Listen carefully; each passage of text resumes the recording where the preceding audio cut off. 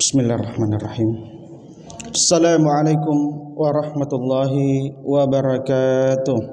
Waalaikumsalam warahmatullahi wabarakatuh. Innal hamdalillah nahmaduhu wa nasta'inuhu wa nastaghfiruh wa na'udzu billahi min shururi anfusina wa min sayyiati a'malina.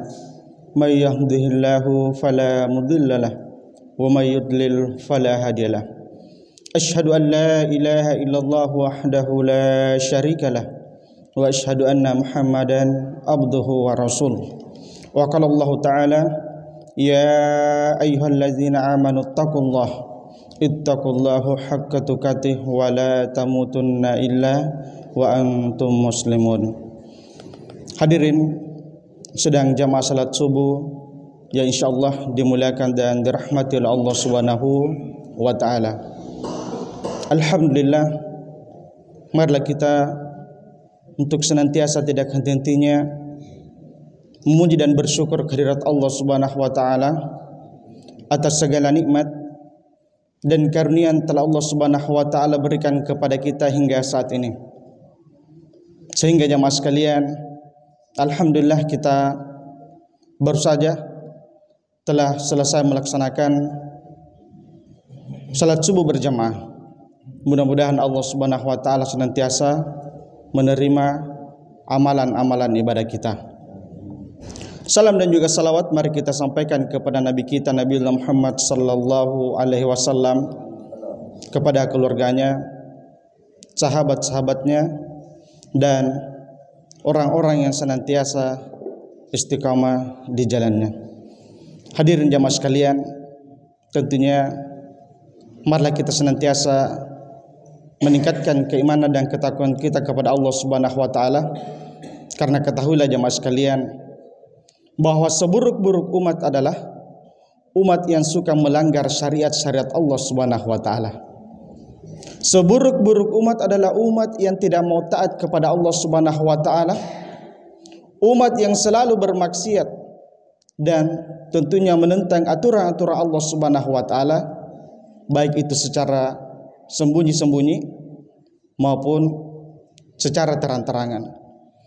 Olehnya itu jamaah sekalian rahmat Allah Subhanahu wa taala, ketahuilah bahwa sesungguhnya maksiat yang kita lakukan atau keburukan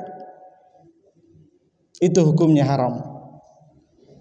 Maksiat itu perbuatan yang akan mencobloskan kita ke dalam neraka Allah Subhanahu wa taala. Jadi kemaksiatan itu meskipun tampaknya indah jamaah sekalian, tapi ternyata begitu sangat menyengsarakan bagi kehidupan seseorang. Dari Anas bin Malik radhiyallahu anhu bahwasanya Rasulullah sallallahu alaihi wasallam bersabda, "Huffatil jannatu bil makarih wa huffatin nar bis syahawat." Bahwa jannah itu, bahwa surga itu diliputi oleh perkara-perkara yang dibenci oleh jiwa. Jadi surga itu dikelilingi atau diliputi oleh perkara-perkara yang dibenci oleh jiwa kita. Dan sebaliknya neraka itu diliputi oleh perkara-perkara yang disukai oleh syahwat kita. Hadis riwayat Muslim. Jadi maksiat itu meskipun tampak indah dan menyenangkan, namun jemaah sekalian memiliki dampak yang begitu banyak. Memiliki dampak negatif yang sangat mengerikan.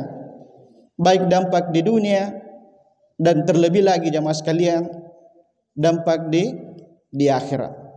Jadi ada begitu banyak dampak negatifnya jemaah sekalian rahmat Allah Subhanahu wa taala pada kehidupan kita di dunia ini. Yang pertama pengaruh maksiat yang pertama adalah terhalangi daripada ilmu, terhalangi daripada cahaya Allah Subhanahu wa taala. Bagi umat Islam jamaah sekalian bahwa ilmu itu adalah cahaya dan kemaksiatan adalah kegelapan. Maka jika seseorang melakukan kemaksiatan, jika seseorang melakukan kemaksiatan, itu artinya ia sedang menciptakan kegelapan bagi dirinya jamaah sekalian. Ia akan menciptakan kegelapan di dalam hatinya. Ia akan terhalangi dari cahaya. Ia akan terhalangi daripada ilmu. Muhammad bin Idris Asy-Syafi'i, atau kita kenal dengan Imam Syafi'i, ya, adalah sosok ulama yang besar yang tidak diragukan lagi keilmuannya jamaah sekalian, terutama di bidang fikih dan hadis. Beliau adalah sosok ulama yang sangat cerdas, sangat kuat hafalannya.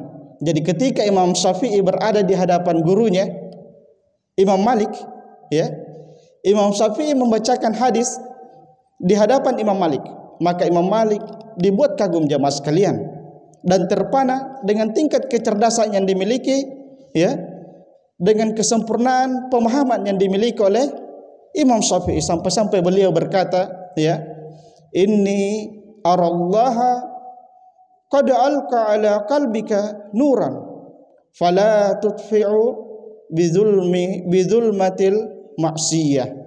Aku melihat bahwa Allah telah memberikan cahaya di dalam hatimu, janganlah engkau memadamkan cahaya tersebut dengan kegelapan maksiat. Ya, jadi jamaah sekalian, ya, sehebat apapun kecerdasan seorang Imam Syafi'i, jika sudah berhadapan dengan kemaksiatan, maka pengaruh maksiat itu akan menghalangi diri dari cahaya ilmu. Apalagi kita jamaah sekalian rahmat Allah Subhanahu wa taala, bukan Imam Syafi'i. Ya, sedikit saja melakukan kemaksiatan jamaah sekalian, maka tentunya kita akan mendapatkan kegelapan itu.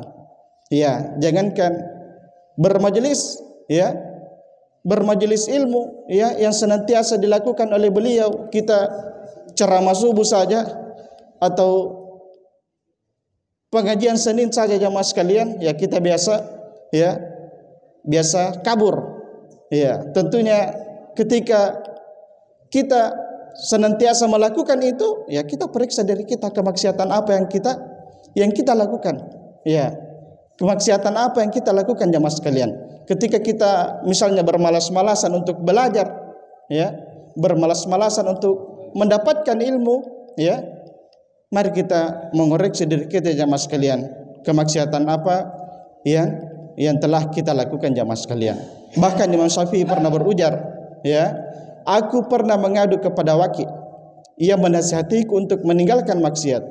Ia memberitahuku bahwa ilmu itu adalah cahaya, dan cahaya Allah tak akan diberikan kepada mereka pelaku maksiat. Hadirin sidang jamaah yang insyaallah dimuliakan dan dirahmati Allah Subhanahu wa taala. Kemudian pengaruh yang kedua adalah terhalanginya kita dari rezeki Allah Subhanahu wa taala. Ya. Sebagaimana ketakwaan, ya, itu akan mendatangkan rezeki, maka sebaliknya meninggalkan ketakwaan berarti membuahkan kemiskinan dan kefakiran.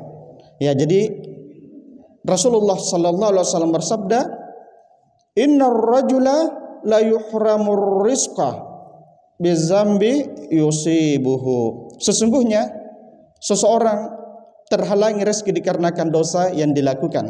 Ya, hadis riwayat Ibnu Majah. Jadi jemaah sekalian rahmat Allah Subhanahu wa taala, ya, telah disebutkan tadi bahwa lawan daripada ketakwaan adalah kemaksiatan kepada Allah Subhanahu wa taala. Sebagaimana ketika orang bertakwa, maka Allah Subhanahu wa taala akan melancarkan rezekinya. Namun sebaliknya ketika bermaksiat di hadapan Allah Subhanahu wa taala, maka Allah Subhanahu wa taala, ya, akan mempersulit daripada rezeki seseorang yang sering melakukan kemaksiatan. Kemudian yang ketiga jamaah sekalian, ya, pengaruh maksiat akan menjadikan hati menjadi hampa. Ya, merupakan maksiat yang paling besar adalah hati menjadi hampa jamaah sekalian. Seseorang yang berbuat maksiat itu akan mendapati kekosongan pada hatinya. Orang yang melakukan maksiat, hatinya menjadi semakin jauh dari Allah Subhanahu wa taala. Kekosongan hati ini tidak dirasakan kecuali oleh orang yang di dalam hatinya masih ada kehidupan. Sebagaimana sakitnya luka yang hanya dirasakan oleh orang yang masih hidup dan tidak dapat dirasakan oleh orang yang mati. Kalaulah dosa-dosa itu tidak ditinggalkan karena akan adanya kekosongan hati, maka seseorang yang berakal tentu bebas untuk meninggalkannya. Dalam sebuah perkataan hikmah disebutkan, jika dosa-dosa telah membuatmu hampa hati, maka tinggalkan saja dosa-dosa itu. Jika engkau mau, pasti engkau akan merasa bahagia. Ya, jadi jamaah sekalian rahmat Allah Subhanahu wa taala, bahwa tentunya kemaksiatan itu ya akan membuat hati kita menjadi hampa, jamaah sekalian rahmat Allah Subhanahu wa taala. Kemudian yang keempat adalah terkucil dari manusia yang baik. Terkucil dari orang-orang yang soleh. Ya, jika Anda mendapati seorang yang terkucil dari manusia yang baik, sangat mungkin sekali ia adalah karena pengaruh daripada maksiat. Ya, seseorang yang terbiasa melakukan maksiat, secara tidak langsung ia pasti akan menjauhi orang-orang baik. Ya, secara tidak langsung ia akan menjauhi orang-orang baik dan jauh daripada komunitas orang-orang baik. Misalnya jauh daripada mereka orang-orang yang saleh. Ya, sehingga jamaah sekalian, ketika terjadi jarak antara mereka dengan orang-orang yang baik atau orang-orang yang soleh, jamaah sekalian rahmat Allah Subhanahu wa taala, apa akibatnya? Ya, ada dua kemungkinan. Ya, yang pertama, ia akan kehilangan kesempatan untuk mendapatkan berkah dan manfaat dari keberadaan orang-orang baik ini, dari keberadaan orang-orang saleh ini, jamaah sekalian rahmat Allah Subhanahu wa taala. Ya, tidak ada orang yang ingin mengingatkan dia ketika dia melakukan kemaksiatan. Ya, tidak ada orang yang akan mengajaknya untuk melakukan kebaikan. Ya, sementara dirinya, jamaah sekalian, ya, tentunya akan terus terseret dalam sebuah kemaksiatan karena tidak ada yang mengingatkan ketika dia melakukan kesalahan. Tidak ada yang mengarahkan dia untuk melakukan kebaikan. Kenapa? Karena mereka jauh dengan orang-orang yang baik.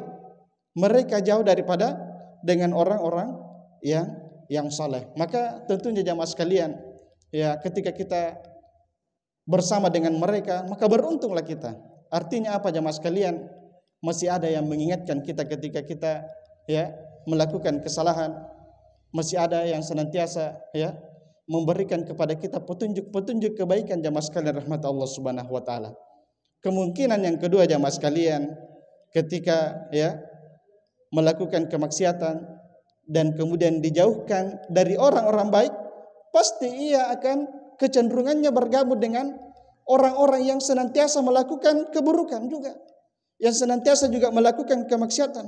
Ya, mereka akan berkongsi, ya, bergabung membentuk sebuah kekuatan dalam hal kemaksiatan. Dan bahkan ketika hal seperti ini terjadi, jamaah sekalian, nah, dia juga akan mempengaruhi orang lain untuk melakukan keburukan, untuk melakukan kemaksiatan, jamaah sekalian rahmat Allah Subhanahu wa taala. Jadi pelaku maksiat yang terkucil dari teman atau komunitas orang-orang baik, orang-orang saleh, maka ia akan merasa terasing. Ya, bahkan sangat mungkin rasa keterasingan ini, jamaah sekalian, akan terjadi antara dirinya, ya, bahkan dengan istrinya atau dengan anak-anaknya, jamaah sekalian rahmat Allah Subhanahu wa taala. Seorang salaf berkata, sungguh ketika aku berbuat maksiat kepada Allah, maka aku melihat pengaruhnya pada tingkah hewan tungganganku dan akhlak istriku. Ya, jadi kita periksa-periksa nih. Kalau istri itu tiba-tiba marah di rumah atau apa dan sebagainya, wah, maksiat apa yang saya lakukan ini? Ya, atau apa dan lain sebagainya, jamaah sekalian, yang berada di sekitar kita yang tiba-tiba buruk atau tidak sesuai yang kita harapkan, maka periksa diri kita. Ya, jangan dulu periksa orang lain, tapi periksa diri kita. Jangan sampai kita sudah melakukan kemaksiatan di hadapan Allah Subhanahu wa taala, sudah melakukan keburukan di hadapan Allah Subhanahu wa taala. Tentunya ini adalah nasihat yang sangat berharga bagi kita, jamaah sekalian. Ya, jangan langsung menyalahkan orang lain, tapi lihat dulu diri kita. Jangan sampai kita sudah melakukan keburukan, sudah melakukan kemaksiatan di hadapan Allah Subhanahu wa taala, sehingga yang ada di sekitar kita menjadi buruk dan tidak sesuai dengan keinginan kita. Kemudian jamaah sekalian, pengaruh maksiat yang selanjutnya adalah urusan kita menjadi sulit. Ya. Pengaruh maksiat juga berdampak pada persoalan urusan yang kita hadapi sehari-hari. Saat seseorang menghadapi masalah, ya, tentu ia mengharapkan jalan keluar segera mungkin. Ya, proses ia tempuh dalam mencari jalan keluar dari masalah yang dihadapi ini akan menjadi lebih sulit akibat dari kemaksiatan yang ia lakukan. Ya, persis Ya, ini kebalikan daripada takwa. Ketika seseorang ya menjaga dirinya untuk senantiasa bertakwa kepada Allah Subhanahu wa taala, maka Allah Subhanahu wa taala ya akan memberikan ganjaran daripada ketakwaan mereka dengan kemudahan dalam menghadapi setiap urusan. Ya, sebagaimana dalam firman Allah Subhanahu wa taala, "Wa may yattaqillaha yaj'al lahu min amrihi yusra." Ya, dan barang siapa yang bertakwa kepada Allah, niscaya akan menjadikan baginya kemudahan dalam urusannya, jamaah sekalian. Ya. Jadi ketika kita misalnya dalam urusan kita sehari-hari terkadang menjadi sulit, periksa kembali diri kita. Jangan sampai saya ini melakukan kemaksiatan atau keburukan di hadapan Allah Subhanahu wa taala. Kita beristighfar, meminta ampun kepada Allah Subhanahu wa taala, jamaah sekalian rahmat Allah Subhanahu wa taala. Lagi-lagi mari kita mengoreksi diri kita, jamaah sekalian, ketika terjadi hal yang demikian. Kemudian jamaah sekalian rahmat Allah Subhanahu wa taala, karena pengaruh maksiat ini, jamaah sekalian, hati akan menjadi gelap. Hati akan menjadi gelap. Apa yang akan kita rasakan, jamaah sekalian, ketika berada di sebuah ruangan yang tidak ada cahaya?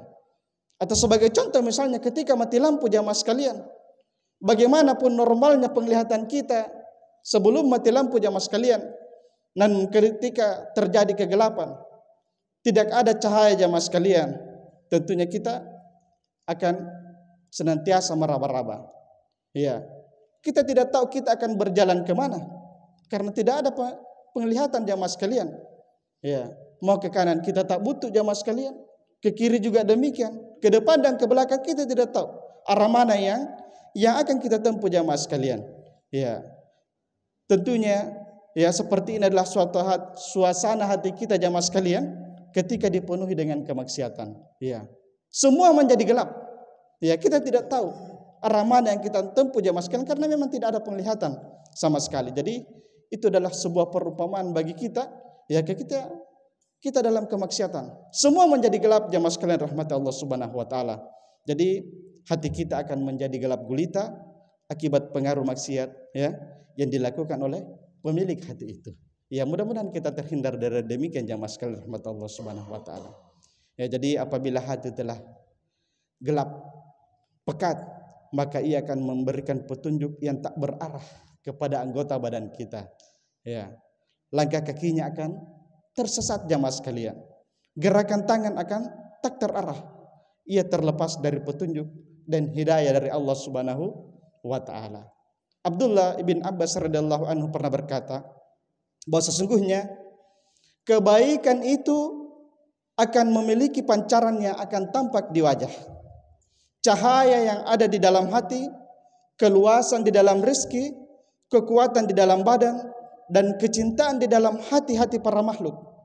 Sebaliknya, keburukan itu memiliki pancaran warna hitam yang tampak di wajah, kegelapan di dalam hati, kelemahan di dalam badan, kesempitan di dalam rezeki, serta kebencian di dalam hati-hati para makhluk.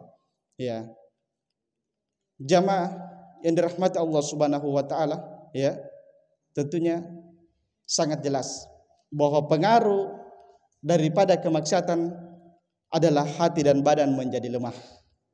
Ya, ini salah satunya. Hati dan badan menjadi lemah, jamaah sekalian. Ya, hati yang sehat dan kuat adalah hati yang senantiasa dipenuhi oleh cahaya sebuah dari ketaatan. Hati yang senantiasa ya diliputi oleh ketaatan. Semakin banyak amal ketaatan yang kita lakukan, semakin banyak pula cahaya yang mengisi hati kita, jamaah sekalian. Maka hati juga akan menjadi semakin kuat dan sehat. Sedangkan hati yang sakit dan lemah adalah hati yang dipenuhi oleh kegelapan sebagai buah daripada kemaksiatan yang kita lakukan. Ya, semakin banyak melakukan dosa dan kemaksiatan, jamaah sekalian, semakin banyak pula kegelapan yang meliputi hati kita. Maka hati juga menjadi semakin lemah dan sakit. Jadi orang jahat dan banyak dosa meskipun memiliki tubuh yang begitu kekar, jamaah sekalian, tetapi sesungguhnya dia itu sangat lemah. Ya.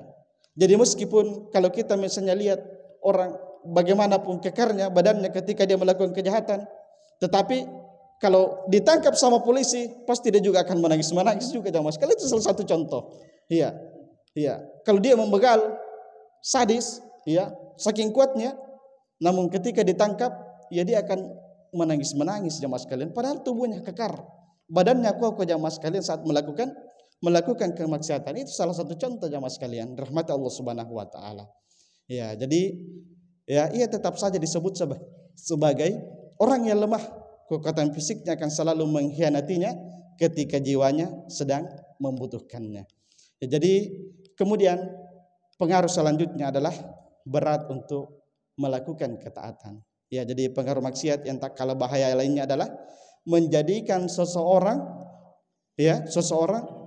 merasa berat untuk taat. Ketika seorang sudah terjebak ya dalam kemaksiatan, noda-noda daripada kemaksiatan yang mengotori hati tersebut menjadikannya jauh daripada ketaatan kepada Allah Subhanahu wa taala. Sebab ya, maksiat adalah kebalikan dari ketaatan. Ya, jika seorang telah memutuskan untuk mendekatkan kepada maksiat, pada suatu saat dia pula ya akan berjalan menjauhi daripada ketaatan. Orang yang sudah terlanjur senang dengan maksiat, maka ia akan berat untuk taat jamaah sekalian rahmat Allah Subhanahu wa taala.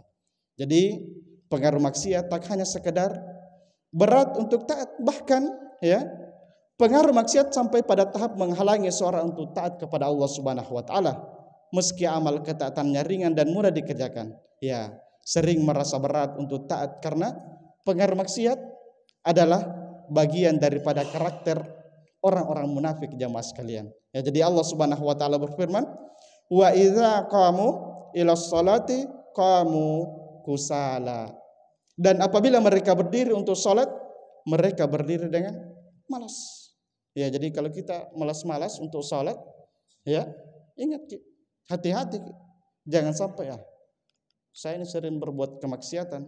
Ya, mungkin bagi kita bukan itu maksiat, tapi ya bagi Allah Subhanahu wa taala itu adalah sebuah kemaksiatan. Jadi tentunya kembali lagi jamaah sekalian untuk senantiasa mengintrospeksi diri kita, menimbang diri kita jamaah sekalian ketika hal itu terjadi dalam kehidupan kita jamaah sekalian rahmat Allah Subhanahu wa taala.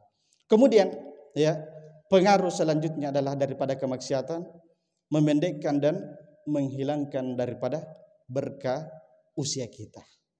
Ya, jadi ya ada yang berkata, kenapa bisa memendekkan usia manusia? Ya, ya bisa. Ya, kenapa bisa jamaah sekalian bahwa perbuatan maksiat dapat memendekkan usia seseorang? Ya, jelasnya perjalanan usia seseorang itu selalu diiringi dengan keberkahan.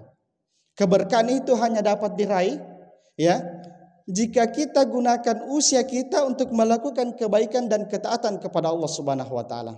Namun sebaliknya jamaah sekalian, jika perjalanan usia kita atau usia seseorang jamaah sekalian dilakukan untuk dalam hal kemaksiatan, maka tentunya pasti itu akan menghilangkan keberkahan daripada usia kita. Ia akan menghilangkan keberkahan, sementara usia tidak akan pernah berhenti melaju. Dia akan terus jamaah sekalian berjalan ya sampai waktu yang telah ditentukan. Ya, jadi itulah jamaah sekalian yang dimaksud daripada memendekkan usia kita. Ya, keberkahan daripada usia kita itu hilang. Keberkahan daripada umur kita hilang karena kemaksiatan yang senantiasa kita lakukan dalam menjalani menjalani sisa-sisa usia kita jamaah sekalian. Jadi pada prinsipnya amal ketaatan itu akan menambahkan usia, sedangkan maksiat itu akan memendekkan usia kita. Jadi usia kehidupan yang hakiki.